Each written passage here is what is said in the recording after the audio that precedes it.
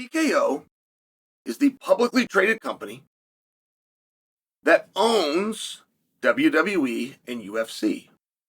Now, don't hold me to these numbers and dates just perfectly, but a year ago, TKO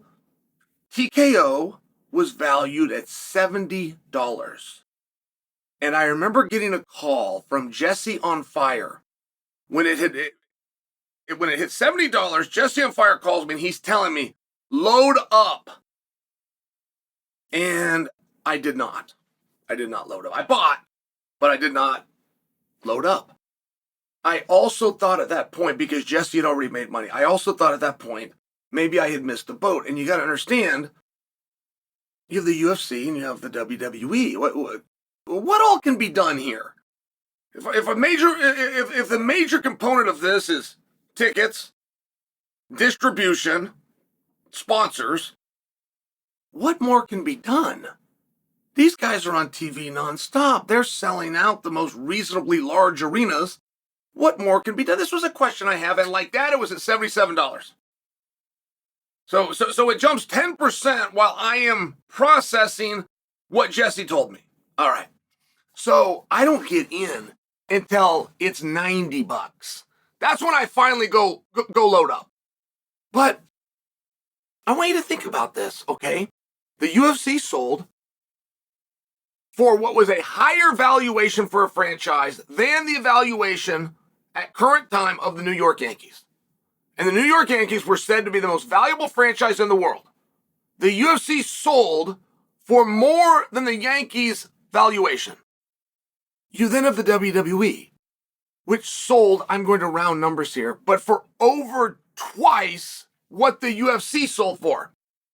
And you had a statement by TKO where they said they value the entire company, so having both entities, at $22 billion. Now, the UFC had sold for $4.2 billion. The WWE had sold for $11. And now because you've got them together, just go ahead and add 30% to that number to get us to 22. But the stock is still hovering around $90 at the time of this story I'm telling you. Now, fast forward 1 year. The stock as we speak is $153. So let's just call that double. That's double of what it was when Jesse on Fire calls and tells me. So if I look at the stock price, and this isn't a perfect way to do an evaluation, I'm just sharing for you loose terms. If I look at the stock price, it's valued at $22 billion when it's at $77. Now that it's worth twice that, are we saying that together they're worth $50 billion? Is that what we're saying? And on the UFC, there are a couple, and they're only a couple, and you got to care. You got to look for it to find them, but there are a couple of business practices that are different.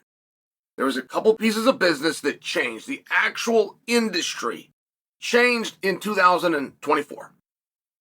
So, is that true for WWE? I'm wondering, what is it that they're doing different? I would like to hear. So I watched the pay-per-view over the weekend, right? It's Royal Rumble. One of the great events. Whoever thought of this in the first place? Was that another one of Pat Patterson's doings? R.I.P., but the Royal Rumble's awesome. Every minute a new guy comes out. 30 guys, battle royal. The only way to lose, you got to go over the top rope and your feet got to hit the ground. You go over the top rope and hang on to the rope and go back in. You got to go over the top rope and your feet got to hit the ground, and they're going to just keep on pitching each other out of it till one guy's left. It's great. The Royal Rumble is great. And the greatest part about wrestling is the walkout. The greatest part is the production that comes behind. You're waiting to see who it is. Boom. His music hits, the light goes on, and you get that 30 times. So, as they're getting towards the end of the night, Jake Paul walks out last. Jake Paul is number 30. Now, whether you're cooperating or not, whether you've got a script or not, if 30 guys wrestle, the guy that gets to walk out number 30 is in a very good spot. And I'm watching this, and there's only like 5 guys left at this time. I'm going, man, Jake Paul's going to win this whole thing.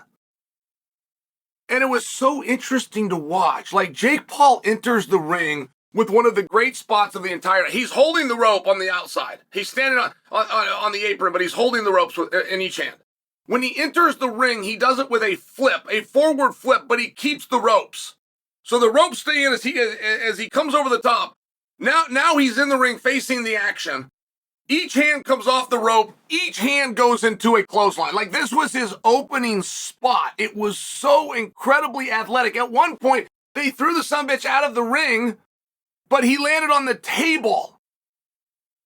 Well, that's not the rules. Your feet have to land on the ground. So he jumps from the table, which he's got to hit this table. How are you going to hit the table? He lands on the table. He jumps back to the ring like this is just this incredible thing. And I'm watching it. By the way, spoiler alert, Jake Paul did not win the Royal Rumble.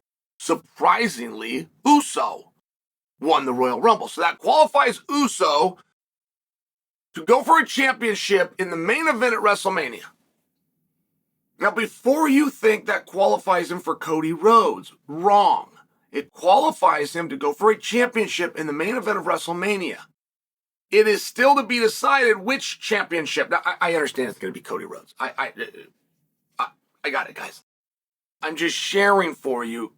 That's not a guarantee. That storyline and drama is still out there to build. So it's this incredible thing. And one thing that I am noticing as I'm watching this, okay, the UFC is absolutely sold out in a different country, which, by the way, my time started at 6 a.m.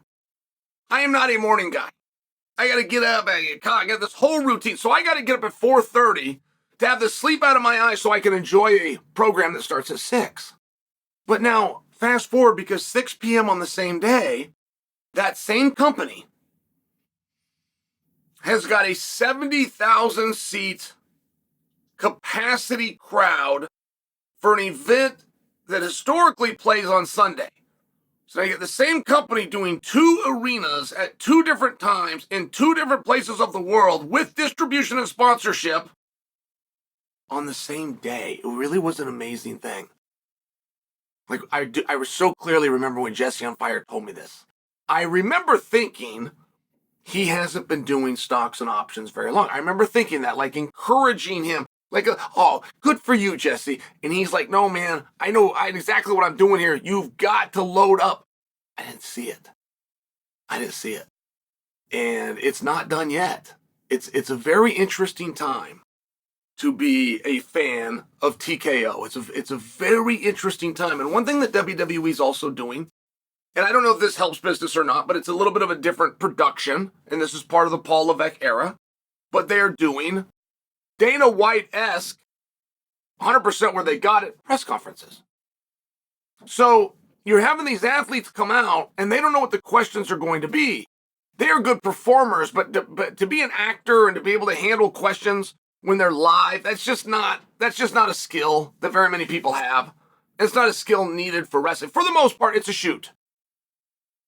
Now, as we know, the shoot is the new work, but for the most part, it's a shoot, and it's very interesting. I watched Charlotte Flair's. It was very interesting to find out she was a real person. I thought I would share that with you guys. Turned out Jesse was right. But as far as the business of TKO, it's not done. There is a vision and a plan that we haven't been revealed yet. Stay tuned. I'll keep you posted as it goes.